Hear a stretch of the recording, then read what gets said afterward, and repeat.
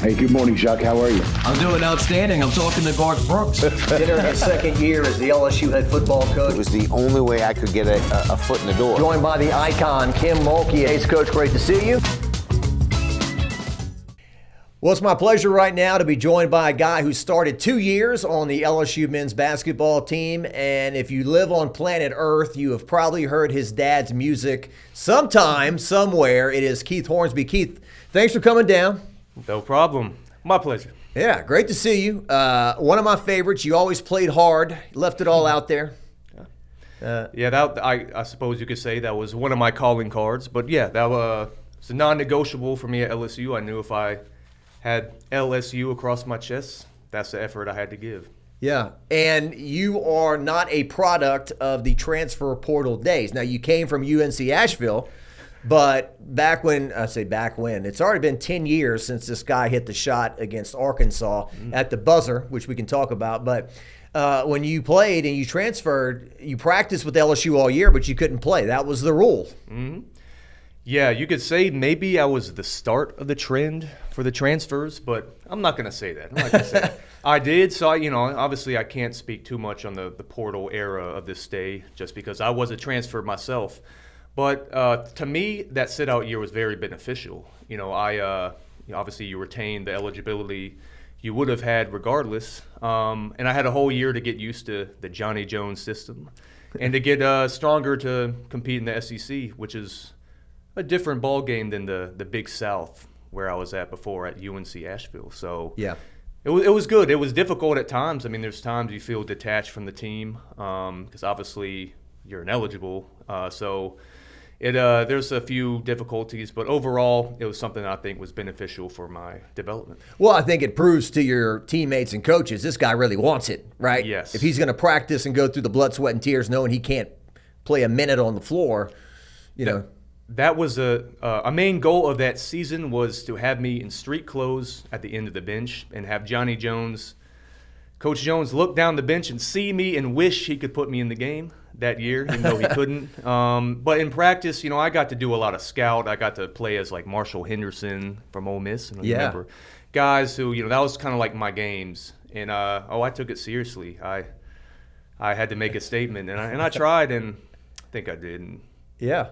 Absolutely. Well, the 2 years you started, you averaged over 13 points per game each year. You were a very good three-point shooter. Marshall Henderson, that guy was wild, huh? Wild dude. He was in the Johnny Manziel category of Johnny Manziel disciple, probably. A student athlete who had some fun on the college campus. Yep. But he was also kind of a sort of a hero for a guy like me. Not gonna, pull the race card here, but he was a little white guy in the SEC. Definitely a minority, and I could see a little spindly guy like that, go off and have huge success. And also his confidence. Some would say he's probably a little too arrogant, but he kind of set the tone for me to come in and try to have success. Well, I know Jacob Hester, who was the leading rusher on LSU's 2007 national championship team, would talk about. He heard all the jokes. He got called vanilla ice and all that, and so that you laugh at that. I mean, I'm sure you heard everything. No, they used to rip me to shreds. But to be honest, I probably would have done the same if I saw me out there. But I get it. I'm a guy who looks like a lot of the fans, the frat dudes are coming out there, going crazy. I heard it all, and a lot of stuff about my dad too. Your dad sucks. My tattoos. Even my girlfriend then, who's now my wife, Heidi, at Auburn. I brought some photos. I couldn't read the writing on them. But I saw pictures of Heidi. Maybe I didn't want to read it. But that was great though. It was fun. It was fun. Well, one of my favorite heckling stories, and I don't know if it's true or not, but there was a game in which the student section, you were on the road, and the whole game they were yelling, "There ain't gonna be no walking in Memphis tonight. You ain't walking in Memphis." And that's not one of your dad's songs. That was a guy named Mark Cohn who did "Walking in Memphis." Who is a acquaintance or a friend of my dad, which makes it even funnier if you really know that. Yeah, it was hilarious, and it's not too hard to know what my dad did. As far as even back then, this is 2015. Yeah. You could Google it. So to have the whole student section in sync saying that was hilarious. And so I think, they kind of look similar. They kind of have curly, fluffy heads back then. Well, it was a beautiful piano song. Both of them were, songs crafted on piano. Roughly the same time, I think that's just the way it is, 86, Walking in Memphis, maybe a little bit after that, if I'm not mistaken. I'm not sure, actually. Yeah, you weren't born until 92, right? Yeah, you got it. And you got a twin brother also. I told you that the first time I had no idea you had a twin brother, and it freaked me out. What is that? What's Keith? There was two Keith Hornsby standing there. Your brother was an athlete at Oregon. Oh yeah, he was fast, 400, 800 guy. The brutal races. He used to talk crap to about basketball. It's like, well, you can say whatever you want, but my sport is your sport's punishment. Which is kind of true. I didn't have much to say. All he does is run, and it's a whole lot of pain with like little reward other than the success you'd have in races. But he came here for one game. It was in a Christmas break. We played Gardner Webb my senior year, December. And a lot of LSU fans didn't know I have a twin either. So he came in the PMAC, and he was getting looks like, why aren't you on the floor? What gives? And it was classic for him as well. He's like, this is unbelievable. And I heard about that after the game, of course. Well, one of the great things, they're bad things about the internet, but before you came in, I was watching some of your dad's music videos, and I came across a comment. Somebody said that they had met Bruce Hornsby at like a Six Flags or something way back, and that his little twin boys were with him. And they were both like 2 or 3 years old, and I looked at him, and he smiled back like, "Yeah, it's me," and so it was a good interaction. Some guy on YouTube somewhere made that comment. You would never remember. At Six Flags. Oh, that's surprising to me because my dad hates roller coasters. He hates thrill rides. He used to suffer through them sometimes when we were younger, probably not that young. In the 10s. 11, 12, because me and my brother used to be obsessed with them. But I'm semi-surprised about that. Well, I can't fact check random guy on YouTube, but he said it was an amusement park or something. I'll take his word for it. Said your dad was the nicest guy in the world, so it was a positive thing. Probably messed with him a little bit too. Gave him a little whoop. That's a classic. That's the thing about being a celebrity, right? You have one bad day and have one bad interaction with a fan, and they will spread that all over the place, right? I met Bruce Hornsby, and he was a jerk, Yeah, especially now. I think. He's just not. Normally, he's ready to receive at all times, as I say. He's for the most part. The only time I would say he's not as social would be on the road sometimes in the middle of one of his legs when he's got a bunch of back-to-backs and he's trying to rest his voice. Mm-hmm. That'd be the only time I've seen him maybe kind of keep at arm's length from potential fans. But other than that, he's a great guy, very friendly, warm, approachable. I've got my Bruce Hornsby, section that I'm going to get to here in a second, and Keith's probably saying, "Are you going to ask more questions about me or my dad?" But I am solipsistic, so maybe like what? No. And believe me, I tried. I was like, "Hey, if you want to bring Bruce down, and we'll do it together. Awesome to have you, Keith, no matter what." But your dad is in New Orleans right now, snowed in or something, or he couldn't even make it to New Orleans. He was supposed to have a studio session down there this week. It's going to be on Tuesday, but obviously Tuesday was the worst possible day to travel into Louisiana, and that was obviously not going to happen, so he postponed the trip, but he'll be back into February now, hopefully to see some LSU Tiger basketball as well, but we'll see. All right. Yeah, it's funny, the New Orleans Saints, as bad years they've had, now they can't interview coaches because of snow. I mean, when would that ever happen, right? It's just like surreal. Can't interview people in person.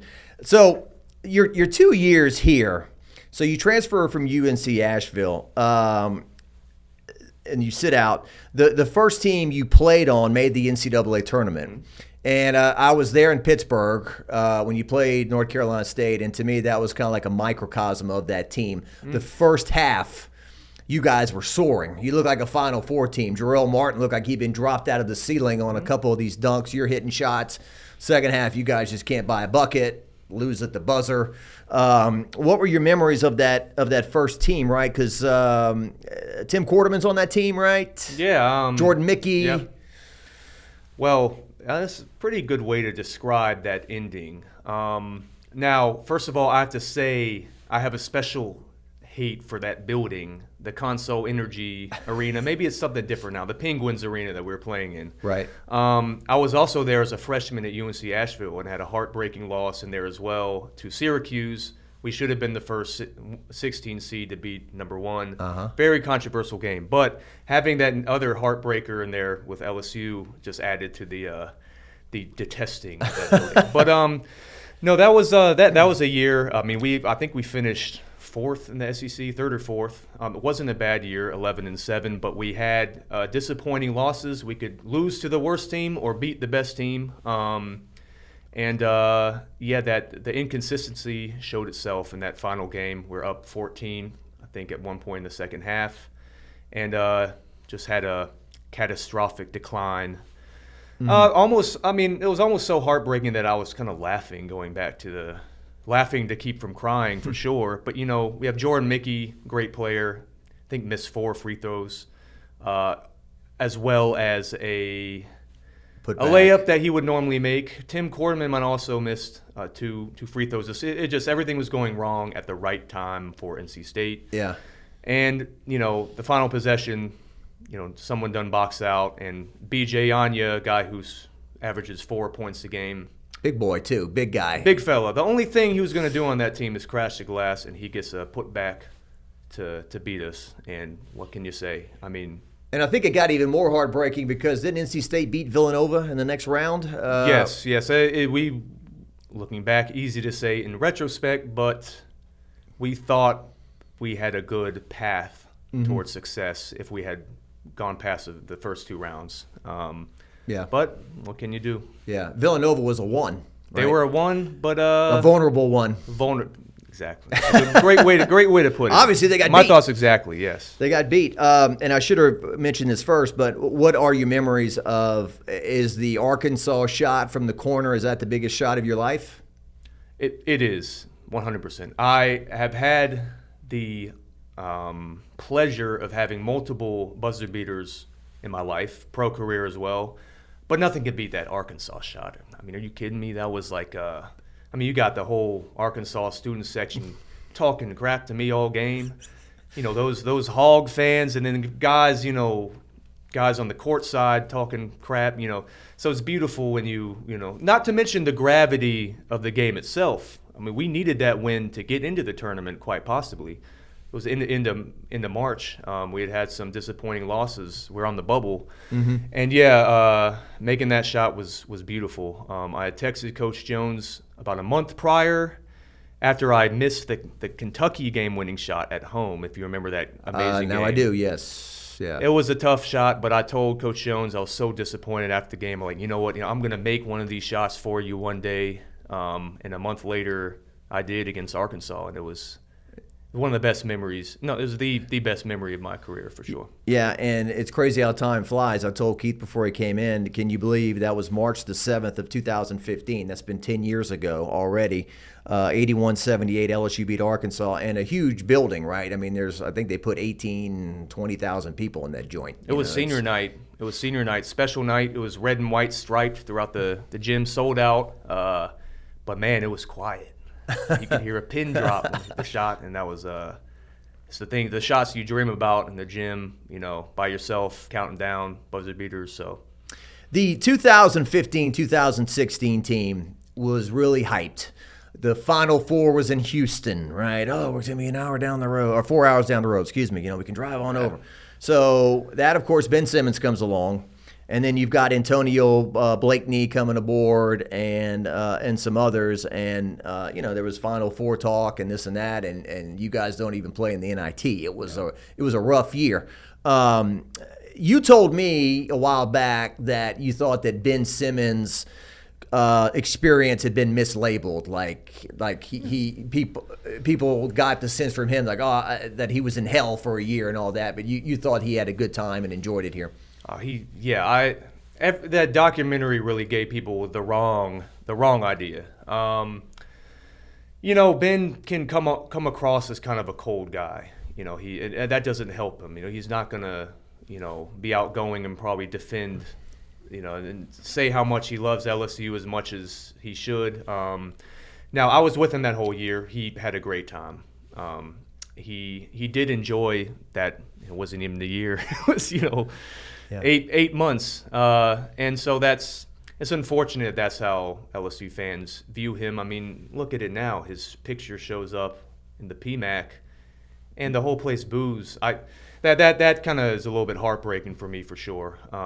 It's just too bad, Obviously, the results of the team were disappointing, but as far as Ben goes, he liked his time at LSU for sure. Yeah, it's something like I've never seen before. Like, Jamarcus Russell was the number 1 pick in the NFL draft. He did not have a good NFL career.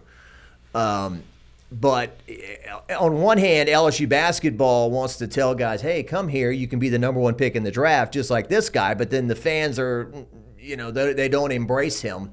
And I'm not defending Ben Simmons, but I'm just looking at it. I mean, he led the team that year in points, rebounds, assists, and even steals. He led the team in steals. So, I mean, he was pretty good.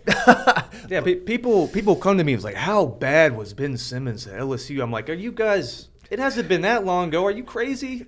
Just look up what he did here. As a freshman, it's ridiculous. I don't know exactly what it was, but, he almost averaged a triple-double, but it was what, 19, 11, and 4.8 assists. So 4.8 assists. A solid double-double. I thought it was a higher amount of assists. I mean, that jumped up in the NBA, obviously, with a more open game. Yeah. But, it speaks for itself. I mean, What are your memories of the end of that year when it's like – because I remember interviewing him in the locker room. I was at that god-awful SEC tournament game against A&M.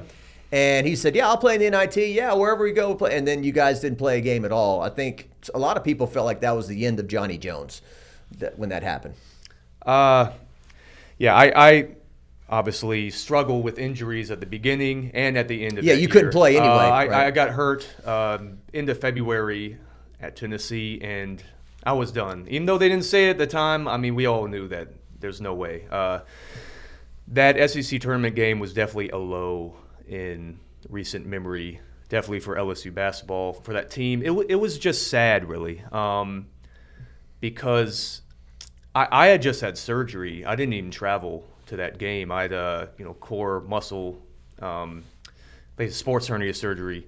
So I was watching that like half medicated, like, drool coming out of my mouth, like, just like in disbelief, kind of that what was happening, because we had won a game before that to get to that point. And I was like, okay, let's keep going. Yeah. Beat Tennessee, I think.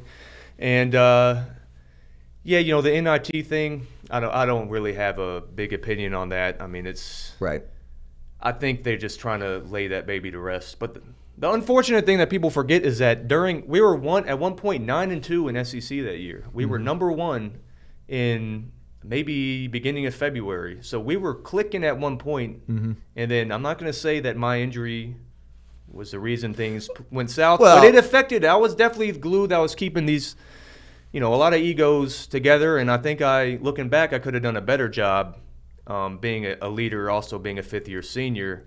But, that's a whole other thing. I'm not going to say it just because you're sitting here. I mean, I heard it from fans, and I felt the same, that there was definitely there was some leadership, toughness, grittiness that was kind of lost when you couldn't play anymore that year. Well, I agree with that. For sure. Yeah. And then, and I'm not digging for dirt here, but Quarterman and Ben, they were always viewed that these two guys were like oil and water. They couldn't jive. I don't know if that's right or wrong, or Tim wanted the ball more, or whatever happened. I don't think that's not really true. I mean, everybody got along in the locker room despite, the adversity, which when you go through those disappointing losses, adversity like that team went through, it really shows you what people are really are like. Now, Tim, that year was just difficult for any player who, no matter what we did, Ben would be on the highlights. You had a 30-point game. Right. They wouldn't care about you. It'd be all about Ben. He could have had 6.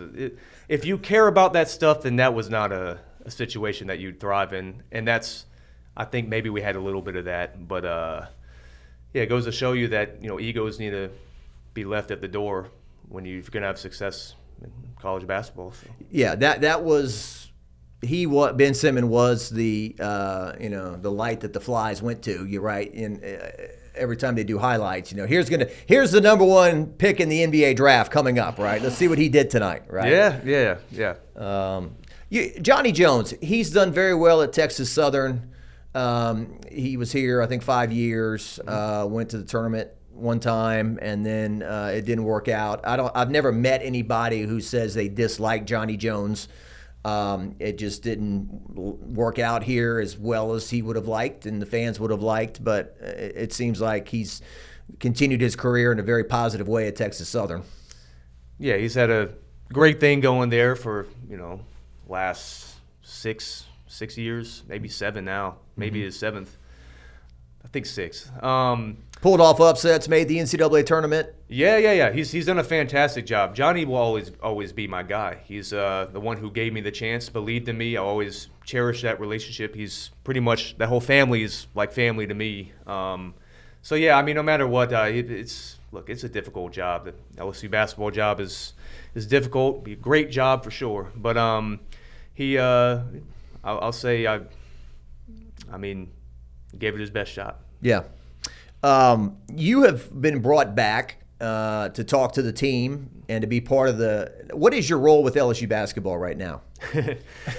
I'm actually sitting here with my knees hurting a little bit because I may be retired, but I'm not fully retired. I'm helping the team out as a volunteer pretty much. But I'm as committed as I can be to them, as they'll allow me to be, and they've been amazing. But basically, where I think obviously one of my main assets is to help the players out, and I can still be on the court, basically simulating what other teams do, what other teams' guards will do. So I'm very active, and I'm still challenging these guys, even though, not gonna lie, it was a little rough coming back from a couple months not playing. I'm feeling it now. I'm turning 33 this week. Yeah, it ain't like it used to be, But that's all, and also just trying to learn and what kind of entry to the coaching world and going from there. And you could be a Johnny Cash song because you've been everywhere, man, playing basketball. I mean, oh yeah. I mean, since LSU, tell me the play. I was trying to do some research, but a lot of it was in a language I couldn't read or understand. Right? Really, so, man. Tell people all the places you played. Well, if we're going to start, obviously, G League for 3 years. That was in Dallas. And then after that, where it really gets interesting, I suppose, is when I went overseas to Europe. It was Poland, then Germany, then France for 2 years, but 2 different teams. Then Lithuania. How much did you see the sun in Lithuania? Because I have family that lives there, and it's really challenging. Yeah, they're missionaries. Okay. On my mom's side of the family, they live in Lithuania. They talk about how the sun doesn't come out all that often, and it's cold. And the December I was there, the sun came out 8 total hours the entire month. Oof. But it became interesting. It became like when the sun came out, I didn't want to see it. I'm like, this is a facade. You're not real. I was like, okay, it's here, but it's going to go away. And, so I was like, and also it's like the light, it burns. So yeah, that was crazy. And that 8 hours was all in one day, I think. And yeah, you get used to the gray. It was an amazing place though. The city, Vilnius, the capital city, was fantastic. It was a great family experience for me, despite the weather, which is, it's definitely atrocious. Then after Lithuania, where else? Spain. I moved there, and that was my final destination, and that was one of the best experiences I've ever had. For sure. And your wife, who's from Lafayette, went to St. Thomas More. Heidi, she was with you every step of the way on this crusade, basketball crusade. I laugh. I could go back to like our time here, and and tell her now what she would have to I don't want to say go through, but there's a lot she'd have to endure, living in another country. A lot of people here think it's like, it's a great vacation, a great journey, but no, you live there. You're there every day. You got to do everything yourself. And she did a fantastic job. It was difficult, but she was with me. I mean, we're a family. We had our daughter in France, in Paris, and yeah, it was very eye-opening. Great experience despite the difficulties. Yeah. Well, I've got one of my best friends, if not me, the best friend. He's in the oil field, and they've sent him everywhere. Most recently, Thailand. Okay. Which is beautiful and stuff, and he's got a great situation, but still, I think they're ready to come home. And I think they're about ready to come home. When your family isn't around, and you can make new friends, and that's great, but there's something about home that you can't beat. No place like home. I'll never, after living abroad for five plus years, you don't take for granted going to Albertsons down the street, speaking English, seeing familiar things. It's just. Yeah, it gives you a different perspective for sure. So you're back home, and this current LSU team, they are going up against an SEC that we've never seen before. When Trent Johnson was the head coach here his first year, he had a very good team. Marcus Thornton, that was Garrett's last year, Tasman Mitchell's last year. They got to the second round of the NCAA Tournament and gave North Carolina all they wanted. That was the year North Carolina won the title with Hansborough and all that. And LSU, I remember that. Yeah, for sure. 2009, 8 into 9. Anyway, I was there at Greensboro. 23,000 people wearing blue and white. I mean, everyone's cheering for North Carolina. I think it was 68 all, and then Carolina down the stretch. Who was that guy? Lawson? Ty Lawson. Ty Lawson, yeah. Yeah, Oak Hill. Went to the same high school. Obviously, different times, but yes. He was struggling with an ankle injury or something. They must have shot him up with a horse tranquilizer or something at halftime, because second half he's cutting, he's going, and LSU, for sure he was not feeling the pains of that ankle. Feeling no pain. There's ways, I'll tell you. There's ways. Yeah. Then you wake up in the middle of the night. Oh my God, when it wears off, right?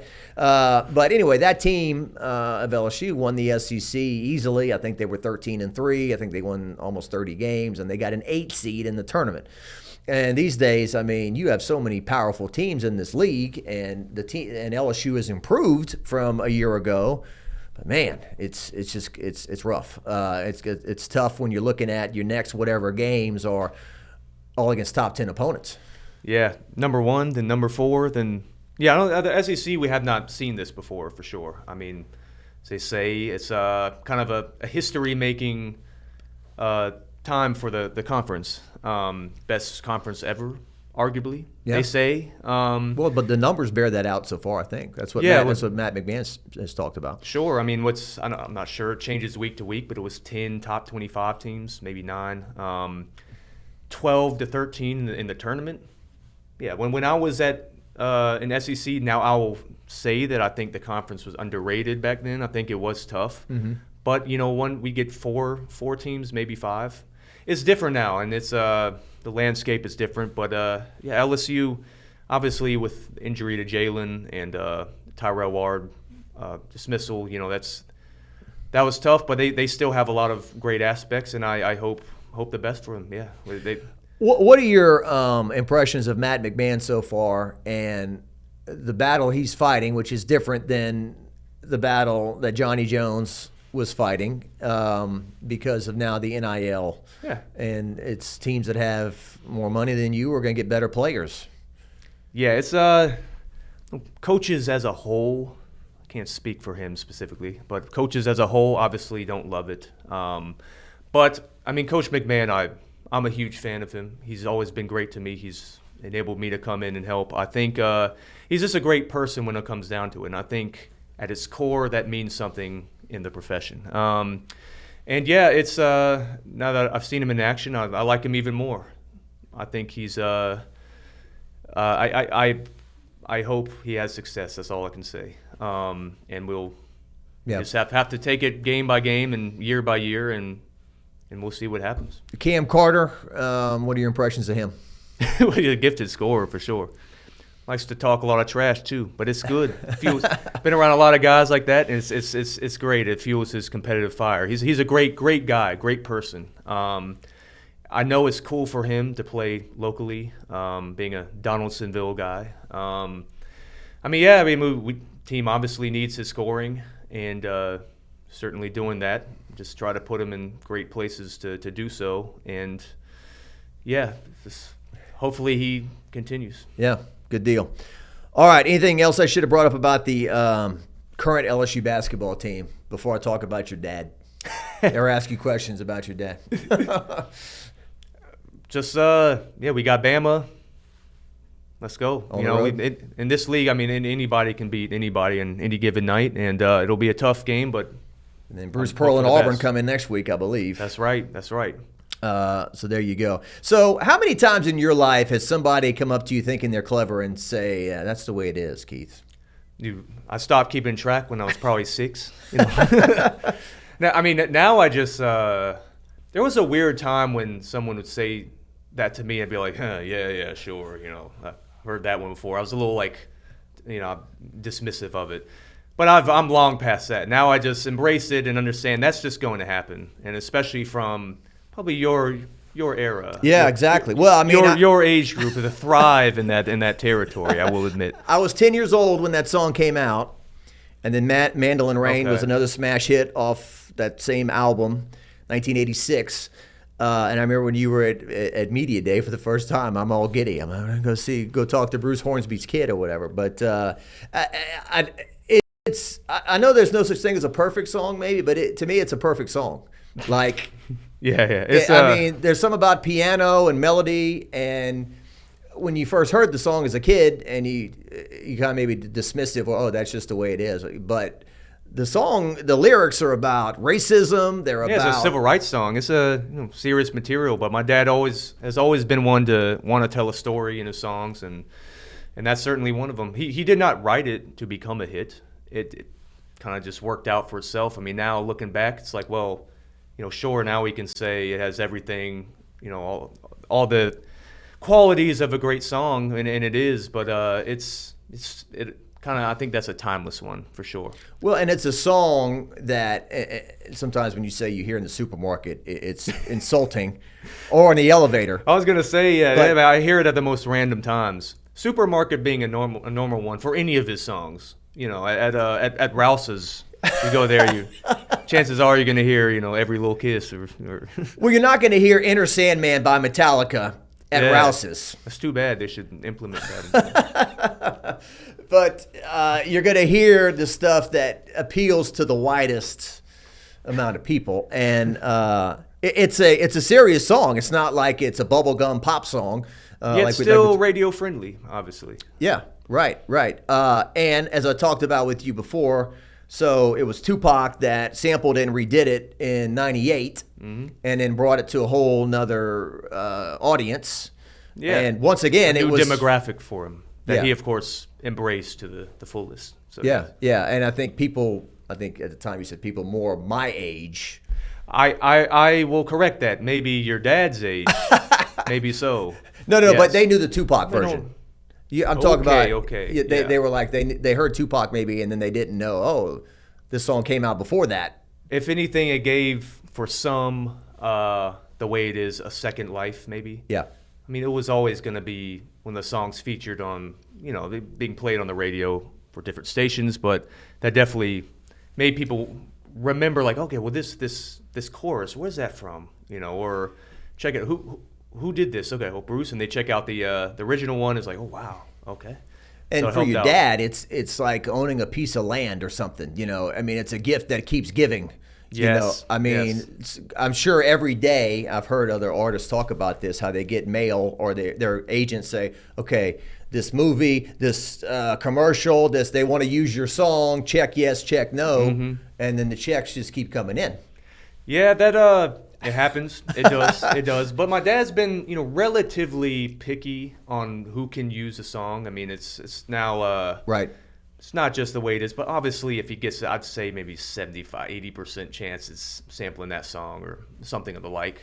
Mandolin Rain, maybe. But it's part of the great benefit of having such a number one, such a huge hit, is that's another alternate way it can bring you income, I guess. Right. Well, and maintain even a more sense of relevance to whoever's viewing. Yeah, and obviously he wants to protect it, like you said. There's the story of Michael Jackson bought the Beatles catalog and put the song "Revolution" in a Nike commercial. It's unbelievable. And the Beatles were pissed. I think it's Paul McCartney. Revolution isn't about sneakers, it's about revolution, And so those are the kind of things that he owns his stuff, and he can avoid that kind of thing. For instance, I think at one point my dad got a big opportunity at this like Bud Light or something, wanted to use the way it is in one of their commercials. He's not a beer drinker. I know he didn't want to be associated with alcohol, I guess, so he declined that just because he wasn't interested in it. But then he likes to be a fan of what is wanting to use it. So yeah, hopefully that's the case. But you can't pick who wants to use a song, and you just hope for the best. Well, I got in touch with you during 2020, and that's when the world was about to tip over with COVID and George Floyd and racial tension that was running white hot, and there were a lot of people that had, like we call them when I was growing up, boom boxes, and they were playing Tupac Changes. They still call them boom boxes, I think. I don't know. Yeah. Boombox, whatever. Not a jukebox. Have you seen one of those before? I have. That's a throwback. Going to Pizza Hut and dropping a quarter in the jukebox. But you had said that your dad was flattered, or he felt positive that the song was being used again. Well, essentially, it's sort of the same subject material, just a different, different reasoning. But he liked that for sure. Yeah. He was a fan of the movement, so he was okay with it. And he was a basketball player too, right? No doubt. You must have known this. I'm sure we talked about his involvement in basketball. That was probably his road not taken, if not for music. He not professionally. I mean, I can't say he wouldn't, but he got the chance to play, Division II. He probably would have been a D2 guy. He was, he's about 6'4", kind of like a 1 through 5. Could do it all, sort of. But he loves the game. Obviously my involvement of it has been big for him to continue with that, but I think it would regardless. He's follows it and very knowledgeable too. I've told many people, contrary to what they may believe, he's been one of, maybe they do believe, maybe they don't have an opinion, but he's been one of my best coaches throughout my life. And it's not just because he's my dad. He's legitimately knowledgeable. He knows what he's talking about. He has lots of great coaching friends, and he does his research. And of course, as I've grown older and become more experienced myself, it's kind of separated a little bit, but he's kind of accepted that. And of course, I'm a grown guy, but he'll still give his input when he can, and I value that. Well, and he still tours. He had obviously the range, and then he joined the Grateful Dead. And somebody told me walking upstairs that he wrote "I Can't Make You Love Me" by Bonnie Raitt. Yeah, I think they together. Bonnie Raitt is still one of his close friends. How about that? Yeah. And that's another thing too. When you write a song and you give it to somebody else, like Prince did Don that. Henley in End of the Innocence. I mean, he did his version.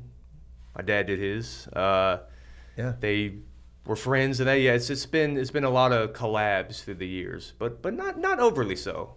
Yeah. He's also wants to work with people he thinks musically are as devoted as he. You ever meet Don Henley? I have, yeah. He's a nice guy. He has a bit of a tough outer shell. He always has the grimace on. But he, I think, because if it was just me, maybe it'd be different. But obviously he has huge respect for my dad. So he was very, very pleasant. Sure, we were at his house in Dallas. Okay. And but I laugh because he obviously has that perpetual scowl. Yeah, he's always on the all grumpy team, like John Cougar Mellencamp, another guy who's always grumpy. Who's your favorite big time person that you've met through your dad?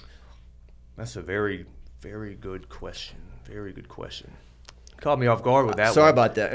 Go in the archives for this. Well, maybe a favorite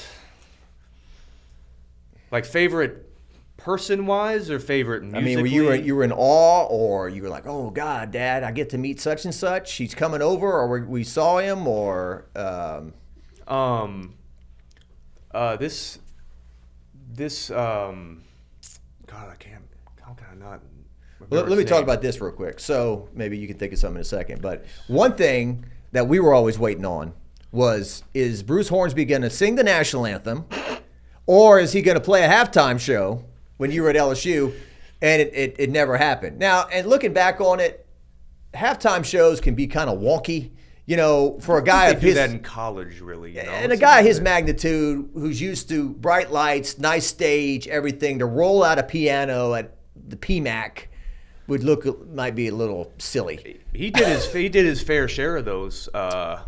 Definitely in the past. But actually, my first home college game at UNC Asheville opened up a new arena. We hosted North Carolina, UNC. That's big what deal. Kent Lowe told me that. Yes, and he did it there with his drummer at the time, Sonny Emery. And I mean, he's not going to play a vanilla version either. He's going to play the anthem how he wants. But yeah, that's I'm sure he got asked at LSU, understandably so, but he just not feeling it. Really. Yeah. Just not feeling it. We would ask Kent Lowe, and he'd be like, "Well, he did it, like you said." And I think he's done. I think he's done with it. He's like, yeah. When they opened the new arena at UNC Asheville, he did it, and that was it's a kind of special like, occasion too. Yeah. So yeah, I guess it just didn't happen. Yeah, and that's just the way it is. Okay. I see what you're getting at here. I see it. You circle back. You got a celebrity or nothing? Well, I'm only saying this because you will probably appreciate this name as well. Okay. Being a rock aficionado as yourself. Yeah. So I met Chris Cornell from Soundgarden. One of the legendary voices. Absolutely. And he, very warm guy, and something about him that was very impactful for me at the time. It was a very sort of brief. Well, I actually talked to him for a little while, but it was just cool. Steven Tyler, another one. Oh, wow. Sticking to the rock world because that's the world. Well, and I saw you at a Def Leppard concert in Lafayette at the Cajun Dome shortly after you finished playing. Def Leppard, Tesla, and Styx. Yeah, I didn't meet Joe Elliott or any. I didn't. One-armed drummer.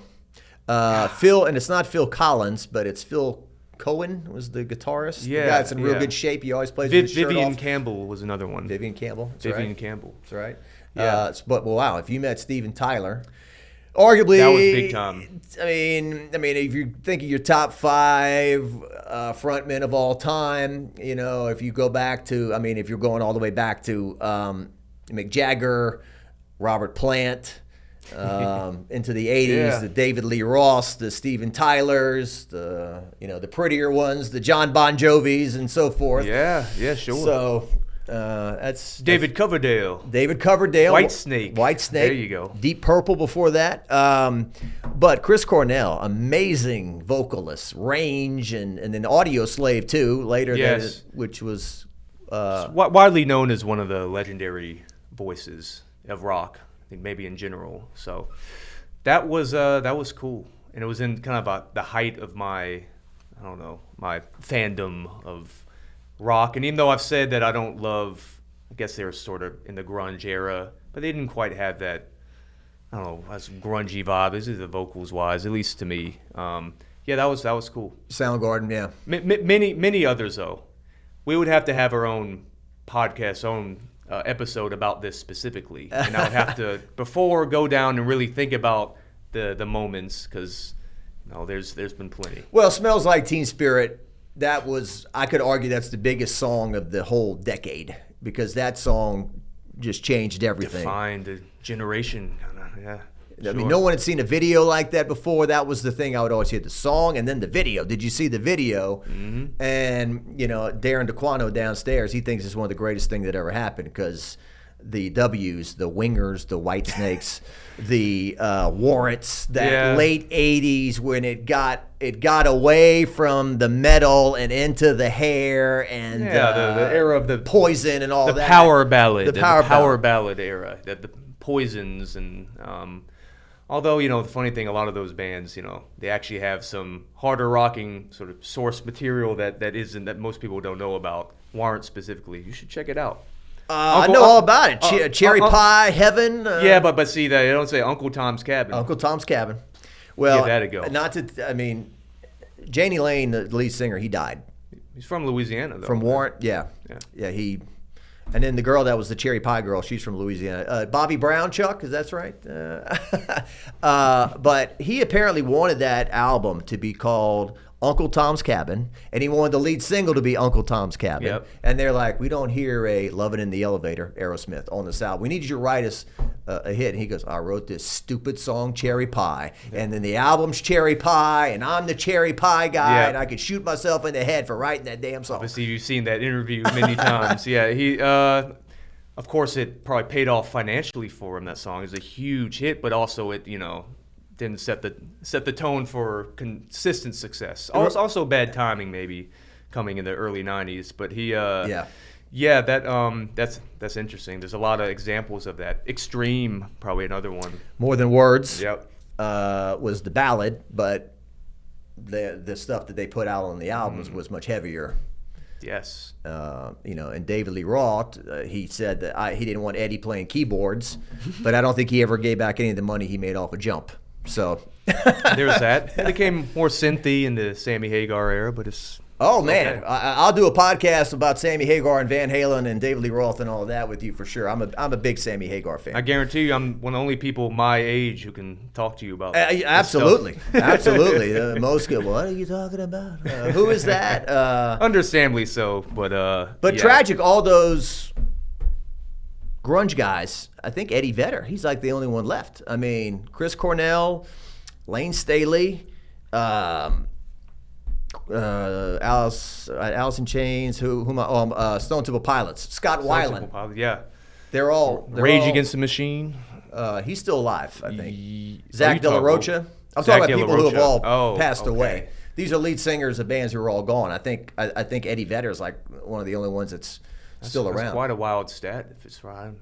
Yeah. That's Drugs or educational. suicide or Yeah, whatever. well, the overtone was a little glum, so. we can't end Can't it that say- way. Can't end it that way.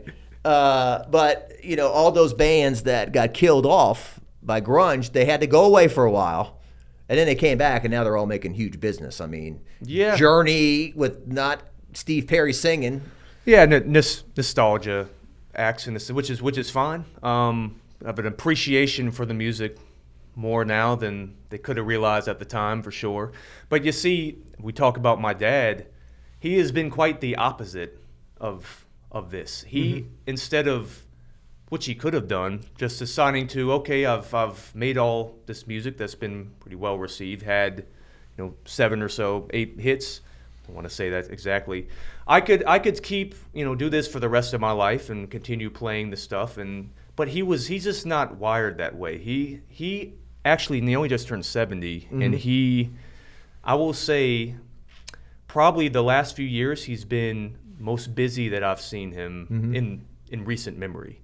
And a lot of that is he has just continued to expand his musical horizons. He's kind of acquired a new audience and given himself new opportunities and prolonged his career in a satisfying way that not many other people do. And a lot of it's been risky and he's just gone for it. But a part of that is just he now, even so, continues to work. He continues to have a desire to get better, learn new stuff, and he's still rolling. And this past year, I think maybe 6 lengthy tour legs throughout the year. Maybe that's the only thing I can say he's feeling at his age. that can be a complete grind. But I admire that quality of him, and it's been influential in my own pursuits for basketball, just watching him and how he operates. And he's still rolling. It's pretty cool to see. If the people are still showing up, that's Yeah. if people aren't showing up, you got nothing. But if they're still showing up, which they are, I've gotten on YouTube and watched some of his recent stuff. Yeah, and he's he does his band gigs, he does his solo tours, and he's done other stuff as well. And you always have, which you can understand, probably wide variety of his fans that only want the old stuff, and that's good stuff. I love majority of his original music, but the people who really know music hears his new material and is like, man, this is something different. He's improved as a musician, as a singer, vocally. It's been really and these recent releases have all been pretty much critical darlings. From the people who can know the music. It's not unusual at all. I mean, and you said it. I mean, for people who don't know music, one hit wonder. Well, I looked it up. He's got like 8 in the top 100, and there's like 5 or 6 in the top 40. When you have a one that's like a mega, like a number one hit, the people are gonna. I heard somebody call Journey a one-hit wonder because all you know is "Don't Stop Believing." Just because you only know one song doesn't mean they didn't have like another 15. Any way you want it, or left and right. I mean, but yeah, but that's something that people struggle with. Like, okay, the height of his success is late 80s, right? And I'm sure the record company's like, well, we need another That's the Way It Is. Give me another one of those. And it's not like baking a cake or putting something in the oven, and it's art. And a lot of people struggle when they're not selling 5 million. They lose it. But like you said, your dad reinvented himself and has stayed relevant. It's just how he's wired. If he continued down that same path, I don't think he would have been. I don't think it would have been happy. I don't think it would have been sustainable as the years go on. And it just wouldn't have happened because he was always, musically curious, and just continued to work. And I mean, he's made a bluegrass album, he's made a jazz album, a dulcimer folk album, and now he's gone, into a realm of. It's hard to define into one category. You have to check it out for yourself. You should do that. I will do that. You should do that. I will look it up. I'll tell you what. I'll do it. You get him to come down here. Deal? Well, in about a month. Okay. I got you. All right. Show him this interview and say, this guy knows his stuff. Bring him, you should do an interview with him, Dad. Okay. Yeah. Well, maybe he'll come down to the studio. Chuck will be thrilled. Chuck would love to. He's got the thumbs up over there, too. But it's possible. It's possible. Yeah, and it's kind of like the Steely Dan. Like, that's way back. But people that are fans of Steely Dan are like, there's just the musical artmanship and the skill of these guys. Kind of like Rush. You like Rush? Neil Peart. Yeah. Geddy Lee. 3 guys making all that music. Alex Lifeson or something like that. Yeah, Alex Lifeson. That's right. That's right. Come on, man. You're talking to someone who This guy's only 33. 33, yes. About to be. January 30th. But yes. That's a progressive acts musically. So. Oh, man. Well, we'll have to do we'll have to do something every now and then. Rock and roll with Hornsby or something. We chat about music and everything. And are you an R&B guy? You like rap? I mean, yeah. I mean, but not as much recently. All the the the mumble stuff I can't really like. Right. Well, you told me you were like the only white guy on your teams growing up, right? Yeah. So I'm exposed to the best that the rap has to offer for sure. But as I've grown, I've gotten different tastes. I like all types of music. I like country soundtracks, musical soundtracks. Check those out. Yeah. Well, get you going.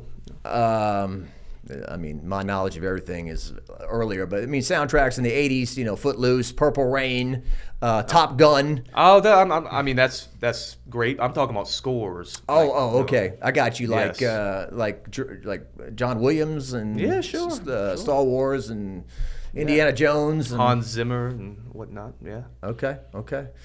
Good stuff. Today's current music, you fan of anything, or is it? Yeah. You got it. You got to do some digging. I mean, it depends on what you like. I think there's still a lot that is released that's very, very good. It's tough, man. It's tough now. Do you think there's Spotify, digital cultures? Do you think we'll ever see a day where Taylor Swift will play a casino? Ooh. You think that she would ever go from like 80,000 stadium 3 nights in a row to one day, I don't know, being 55 and playing a casino? That just crossed my mind the other day. Depends on what casino, I guess. They'll build a special one for her. 40,000 seat concert venue, Hard Rock Casino of Lafayette. The Swift residency. She'll just go to one spot, play that gig every night in Vegas, and people will come. So she certainly won't be needing money. So I'm sure she won't feel the need to do that, but she can make a killing off of it. And Chuck, we're almost done. I know. Yeah, we got to get him back to work, but it's like.